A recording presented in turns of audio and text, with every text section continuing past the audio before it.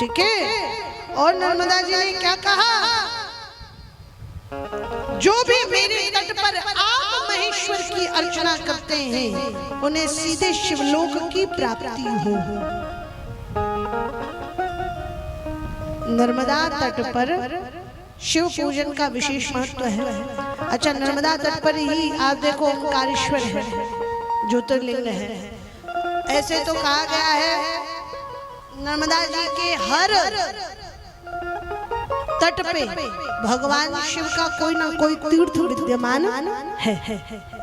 और जो भी नर्मदा तट पर तप करेंगे या फिर शिव पूजन महेश्वर अर्चन करेंगे, उन पर भगवान शिव विशेष रूप से प्रसन्न होंगे और उन्हें सीधे शिवलोक की प्राप्ति होगी।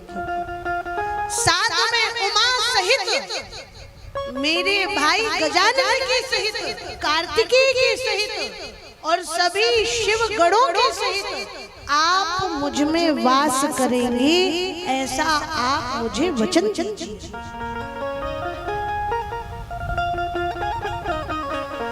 जो भी मेरे तट पर वास करेगा वो सत्कर्मी, शांत और जितेंद्रिय हो जाएगा मेरे तट के प्रभाव से, ऐसा आप मुझे वरदान दीजिए।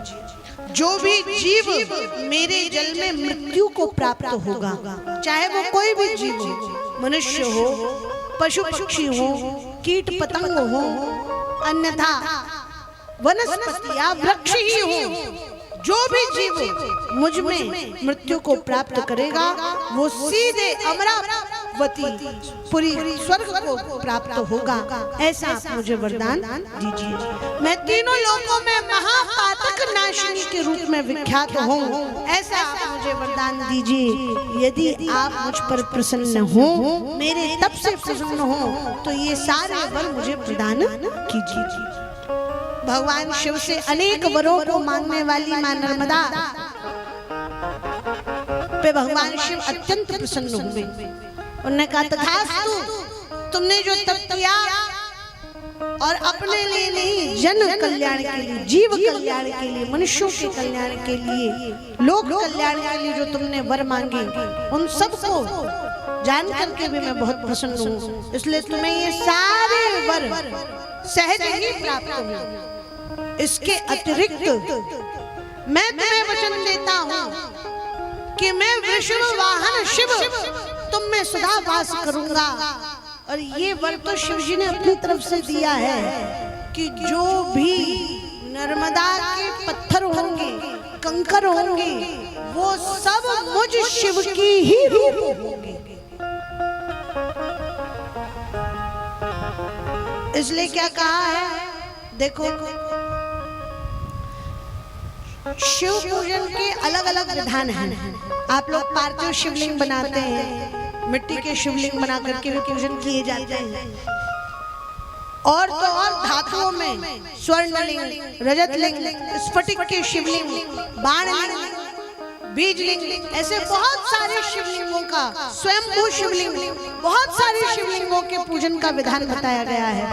पारदेश्वर जो पारस के शिवलिंग होते हैं, ठीक है ना।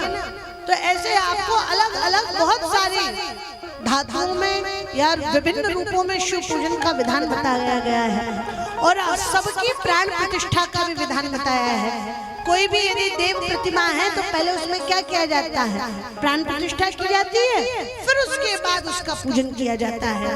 पर नर्मदा जी में प्राप्त होने वाले जितने भी पत्थर कंकर हैं, वे सब नर्मदेश्वर हैं, वो सब स्वप्रतिष्ठित हैं। उनमें अतिरिक्त प्राण प्रतिष्ठा का विधान जरूरी नहीं है। और एक और बात मैं आपको बता दूं, वर्तमान में जो 12 ज्योतिर्लिंग हैं, उन 12 ज्योतिर्लिंगों में जो शिवलिंग प्रतिष्ठित हैं, वे सब के सब नर्मदेश्वर हैं। यहाँ तक कि काशी में भी जो विश्वनाथ अभी प्रतिष्ठित हैं, जिनकी पूजा होती है, वो भी नर्मदेश्वर है। काशी में तो यह भी विधान शिव पुराण में और अन्य जगहों पे वहां भी बताया जाता है कि भाई इतना कालक्रम में कई बार वहां पर प्रहार हुए, कि 80 बार वहां के जो विश्वनाथ थे उन पर आक्रमण हुए और अलग अलग विधर्मियों ने कभी कुएं में फेंक दिए, कभी नष्ट कर दिए, कभी ऐसे वैसे उनको बार बार पुनर्स्थापन किया गया। तो अभी वर्तमान में तो जितने भी 12 ज्योतिर्लिंगों में ज्योतिर्लिंग हैं वे सब नर्मदेश्वर हैं। नर्मदेश्वर की पूजा का यह महत्व है कि वहाँ प्रतिष्ठा की जरूरत नहीं है और नर्मदेश्वर की पूजा करने पर भगवान शिव तो अत्यंत तुष्ट होते ही हैं, माँ पार्वती भी प्रसन्न होती हैं, गजानन भी प्रसन्न होते हैं और माँ रेवा की भी कृपा प्राप्त होती है। बोलो नर्मदा मैया की जय हो।